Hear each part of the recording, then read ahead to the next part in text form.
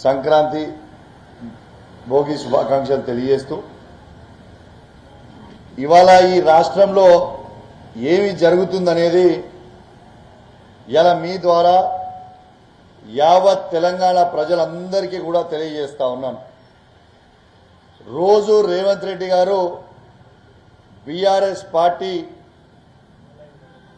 Working president KTR గారు హరీష్ రావు గారిని మరియు మా శాసనసభ్యుల్ని, శాసన మండలి సభ్యుల్ని, పార్లమెంట్ సభ్యుల్ని, మాజీ శాసనసభ్యుల్ని, మా 60 లక్షల బీఆర్ఎస్ పార్టీ కుటుంబ సభ్యులందరినీ కూడా ఇలా ఏ విధంగా రేవంత్ రెడ్డి గారు హరాస్మెంట్ చేస్తున్నారు అనేది మీ అందరు కూడా చూస్తూ ఉన్నారు. ఈయనకి రోజు డైవర్షన్ పాలిటిక్స్ కావాలి తప్పితే అసలు రేవంత్ రెడ్డి గారు ఏమి చెప్పి ఏం హామీలు ఇచ్చి ప్రభుత్వానికి వచ్చిండో మర్చిపోయి రోజొక్కరి మీద కేసు పెట్టి ఇబ్బంది పెట్టడం ఏంది అని మేము అడుగుతా ఉన్నాం. ఒక్కసారి మీరు ఆలోచన చేయండి.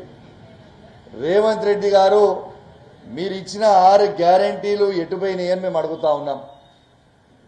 ఇలా మా కేటీఆర్ గారి మీద మీరు కేసు ఎందుకు పెట్టిండ్రు? ఎందుకంటే కేటీఆర్ గారు మిమ్మల్ని గట్టిగా నిలదీసి అడుగుతా ఉన్నాడు. మీరు ఇచ్చిన 6 గ్యారంటీలు ఏమైనాయి అని కేటీఆర్ గారు గట్టిగా అడుగుతారు కాబట్టి కేసులు పెట్టి ఇబ్బంది పెట్టే ప్రయత్నం చేస్తూ ఉన్నారు. ఇలా మీరు హామీ ఇచ్చిన రైతు భరోసా ఇప్పటిదాకా మీరు ప్రభుత్వంకి వచ్చిన తర్వాత ₹1 కూడా ఇలా రైతు భరోసా కింద ఇవాళ దాకా రైతులకు ₹1 కూడా ఈ ప్రభుత్వం ఇవ్వలేదు. మీరు ఎందుకు ఇస్తలేరు అని అడుగుతుంటే కేసులు పెడుతున్నారా? ఇలా రైతులకి రుణమాఫీ మొత్తము చేస్తామన్నారు, ఎందుకు రుణమాఫీ చేస్తలేరు అని మేము అడుగుతున్నందుకు కేసులు పెడుతున్నారా? ఇవాళ కేసీఆర్ గారు ఉన్నప్పుడు అద్భుతమైన 24 గంటల ఫ్రీ కరెంట్ వస్తుండే, ఇవాళ ఎందుకు రైతులకి కరెంటు చక్కగా ఇస్తలేరు అని అడుగుతున్నందుకు కేసులు పెడుతున్నారా? దురదృష్టవశాత్తు ఎవరైనా రైతు చనిపోతే ఆ రైతు కుటుంబానికి రైతు బీమా అనే పథకం దినవారం తిరగకంటే ముందే ₹5 లక్షల ఆ రైతు కుటుంబానికి పడి వాళ్ళకి ఆసరయ్యేటట్టు ఆనాడు కేసీఆర్ గారు పెట్టిండ్రు. అది మీరు చక్కగా ఇస్తలేరు. ఇవాళ ఎందుకు ఇస్తలేరు అని అడుగునందుకు కేసులు పెడుతున్నారా? కేసీఆర్ గారు ఇచ్చిన కళ్యాణ్ లక్ష్మి ₹1,116తో మీరు తులం బంగారం ఇస్తామన్నారు. ఆ తులం బంగారం ఎందుకు ఇస్తలేరు అని అడిగినందుకు కేసులు పెడుతున్నారా? కేసీఆర్ కిట్టు మగబిడ్డ పుడితే 12,000, ఆడబిడ్డ పుడితే 13,000. ఆ తల్లి బిడ్డల్ని ఇంటికాడ దింపిపోతారు కేసీఆర్ గారు ఉన్నప్పుడు. ఇవాళ ఎందుకు ఆ కేసీఆర్ కిట్ అనేది ఇస్తలేరు అని అడిగినందుకు కేసులు పెడుతున్నారా? తాతలకి అవ్వలకి ₹4,000 పెన్షన్ మీరు ఎందుకు చేస్తలేరు అని అడిగినందుకు కేసులు పెడుతున్నారా? వికలాంగులకి మీరు ₹6,000 పెన్షన్ ఎందుకు ఇస్తలేరు, మీరు మాట ఇచ్చారు కదా అని అడిగినందుకు కేసులు పెడుతున్నారా? దేనికి పెడుతున్నారు కేసులు? న్యూట్రిషన్ కిట్ ఎందుకు ఇస్తలేరు అని అడిగినందుకు కేసులు పెడుతున్నారా? కంటి వెలుగు తాతలకు అవ్వలకి ఫ్రీగా కళ్ళు చెక్ చేయించి ఫ్రీగా సర్జరీ చేసి అద్దాలు అవసరం ఉంటే అద్దాలు ఇచ్చిండ్రు. ఆ ప్రోగ్రాం ఎందుకు కంటిన్యూ చేస్తలేరు అని అడుగుతున్నందుకు కేసులు పెడుతున్నారా?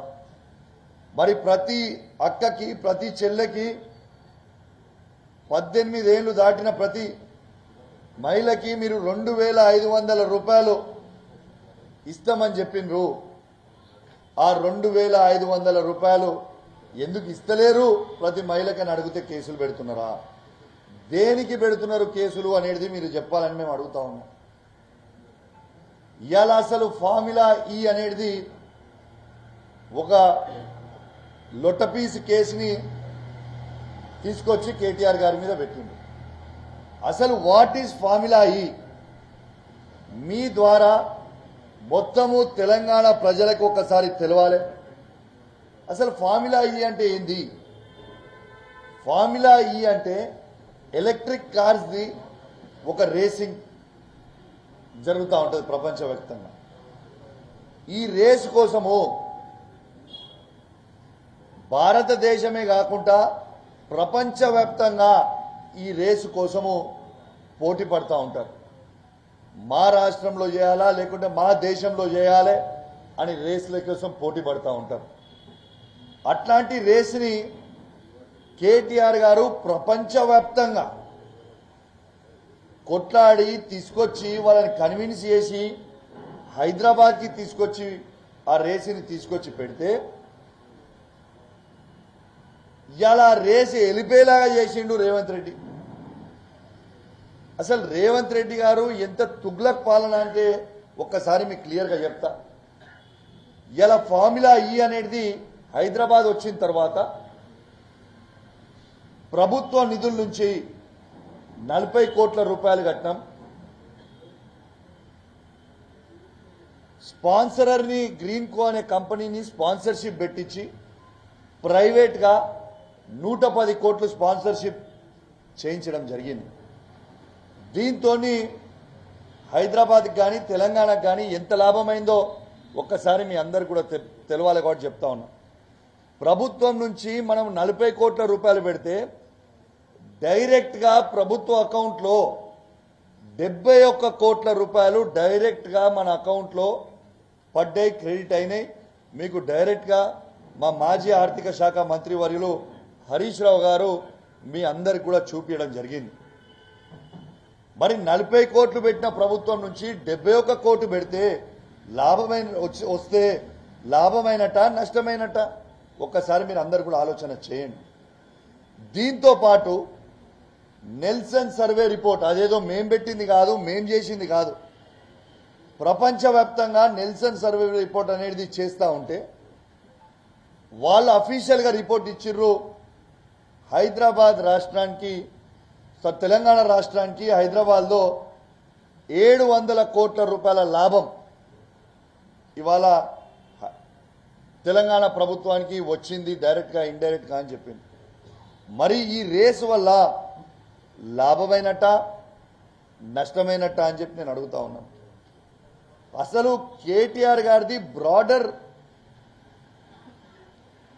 విజన్ ఏముండే అంటే టెస్లా అని ప్రపంచంలోనే ఎలక్ట్రిక్ కార్స్ని తయారు చేసేది నంబర్ 1 కంపెనీ టెస్లా అని అమెరికాలో తయారు చేస్తూ ఉంటారు.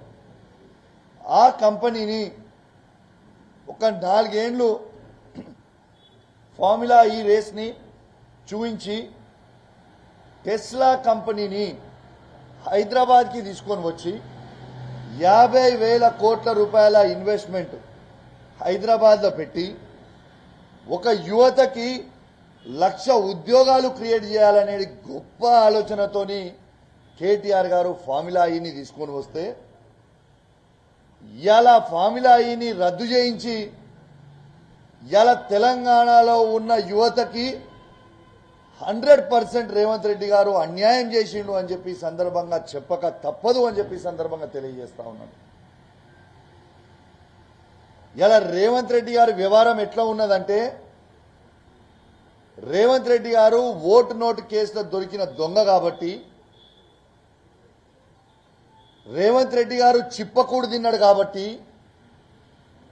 ప్రతి ఒక్కరికి కూడా చిప్పకూడు తినిపియాలనే ఆలోచనలో రేవంత్ రెడ్డి గారు ఉన్నారు.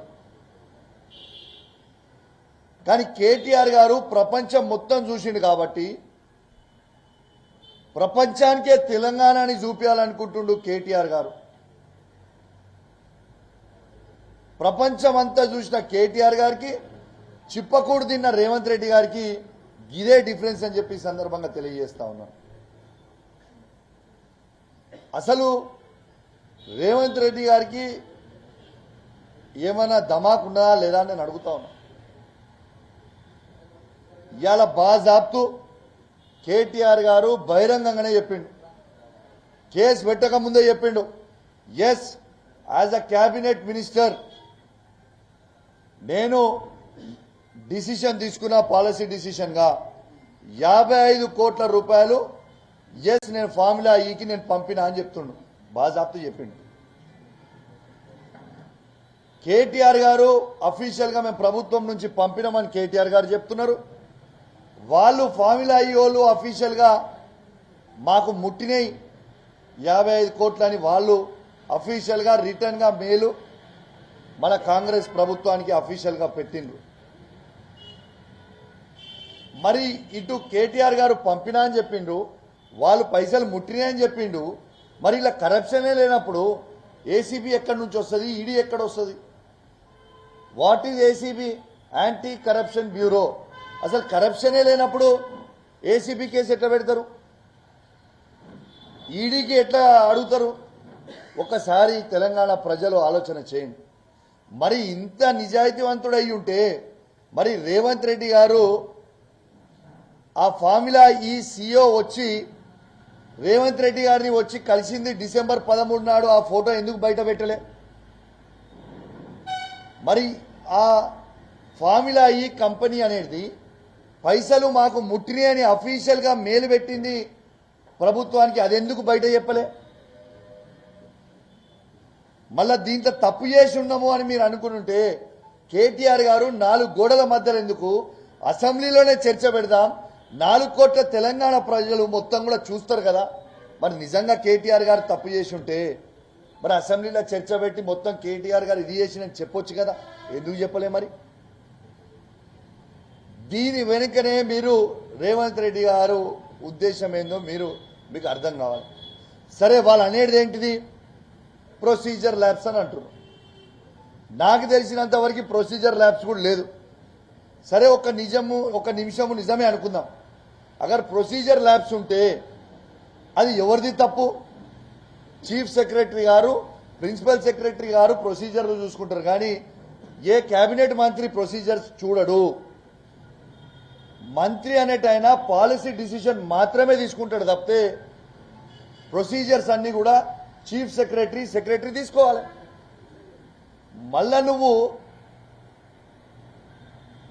ఇవాళ దీంట్లో ప్రొసీజర్ ల్యాబ్స్ అయ్యి ఉంటే మరి నువ్వు చీఫ్ సెక్రటరీ గారిని కూడా కాల్ఫర్ చేయాలి కదా, ఎందుకు కాల్ఫర్ చేస్తలేరు? మరి ఫార్ములా ఈఓల మీద కూడా కేసు పెట్టాలి కదా, మరి వాళ్ళని కూడా పిలవాలి కదా. మరి ఇలా అవినీతి జరిగిందని చెప్పుంటే ఎందుకు పెడతలేరు? అంటే కేవలం డైవర్షన్ పాలిటిక్స్ చేసుకుంటూ కేటీఆర్ గారిని, హరీష్ రావు గారిని, మా బీఆర్ఎస్ పార్టీ కుటుంబ సభ్యుల్ని ఇబ్బంది పెట్టాలి అనేది ఒకటే ఒక ఆలోచన తప్పితే వేరే ఆలోచన లేదు. కాబట్టి మీ అందరు కూడా ఆలోచన చేయాలి. మీరు చేసే ప్రతి పని రేవంత్ రెడ్డి గారు తెలంగాణ ప్రజలందరూ కూడా గమనిస్తూ ఉన్నారు. ఇవాళ మీరు అందరినీ ఎట్లా ఇబ్బంది పెడుతుర్రు, ఏ తీరు ఇబ్బంది పెడుతుర్రు అనేది మొత్తం కూడా చూస్తూ ఉన్నారు. ప్రశ్నించొద్దు, అడగొద్దు, ప్రశ్నిస్తే కేసులు పెడతాం, ప్రశ్నిస్తే ఇబ్బందులు పెడతాం, కేసులు ఎక్కువ బిల్డ్ చేసి పీడీ యాక్టులు పెట్టి లోపల లూపుతాం. ఈ చిల్లర ఆలోచన చేయడానికి నిన్ను ముఖ్యమంత్రి చేసింది ప్రజలు. మేము రేవంత్ రెడ్డి గారికి మాత్రం స్పష్టంగా చెప్తా ఉన్నాం, మీరు ఎన్ని డైవర్షన్ పాలిటిక్స్ చేసినా, మీరు ఎన్ని ఇబ్బందులు మమ్మల్ని పెట్టాలనుకున్నా, నిన్ను మాత్రం నువ్వు ప్రజలకు ఇవ్వాల్సిన 6 గ్యారెంటీలు ఇచ్చే వారికి ఖచ్చితంగా నిన్ను ప్రశ్నిస్తూనే ఉంటాం, నిన్ను అడుగుతూనే ఉంటాం, నిన్ను కడుగుతూనే ఉంటాం బిడ్డ, నిన్ను ఇచ్చిపెట్టే ప్రసక్తే ఉండదని చెప్పి సందర్భంగా తెలియజేస్తా ఉన్నాం. ఇలా నీదొక చిల్లర ఆలోచన ఉంది. కేసీఆర్ గారిని అరెస్ట్ చేయాలి, కేటీఆర్ గారిని అరెస్ట్ చేయాలి, హరీష్ రావు గారిని అరెస్ట్ చేయాలి, కవిత గారిని అరెస్ట్ చేస్తే బీఆర్ఎస్ పార్టీ ఎవరు మాట్లాడేటోడు ఉండడు, మంచిగా నాది నేను దోసుకుంటూ పోవచ్చు అని ఒక పిచ్చి ఆలోచన ఉన్నది. నీలాంటి పాగలగాలు ఉంటారని కేసీఆర్ గారు ముందే గ్రహించి ఇవాళ ఈ తెలంగాణ రాష్ట్రంలోనే 60 లక్షల మంది కేసీఆర్ని తయారు చేసి పెట్టిండ్రా బిడ్డ. 3-4తోని పార్టీ లేదు. 60 లక్షల మంది కేసీఆర్లు ఈ తెలంగాణ రాష్ట్రంలో ఉన్నారనేది మీరు గుర్తుపెట్టుకోవాలి. బీఆర్ఎస్ పార్టీలో ఈ 4 పోతే 60 లక్షల మంది గొంతులు లేస్తాయి. ఎంతమంది లోపల పెడతావు, ఎంతమందిని అరెస్ట్ చేసే ప్రయత్నం చేస్తావు? ఇది ఏమైనా పద్ధత అని నేను అడుగుతా ఉన్నాం. ప్రశ్నిస్తే కేసులు పెడతాం, లోపల పెడతామని అంటుండు. ఇలా ఇంకోటి కూడా నేను అడుగుతా ఉన్నా, హైదరాబాద్లో నిన్న మాట్లాడినా, బట్ కరీంనగర్లో ఇన్సిడెంట్ అయింది కాబట్టి మళ్ళీ కరీంనగర్లో కూడా చెప్తా ఉన్నా. నన్ను అడిగిండు, నేను ప్రశ్నిస్తే నేను జైలుకు పంపుతా అని నన్ను అన్నాడు. నా మీద ఒక అక్రమ కేసులు పెట్టిండు. మీ మొత్తం మీడియా ఉన్నది, ఇదంతా మీడియా అంతా ఉండే సాక్షిగా ఎస్ బాజాబ్తు నేను అడిగిన కేసీఆర్ గారు ఇచ్చిన బీఫామ్ మీద సంజయ్ గారు గెలిచిన తర్వాత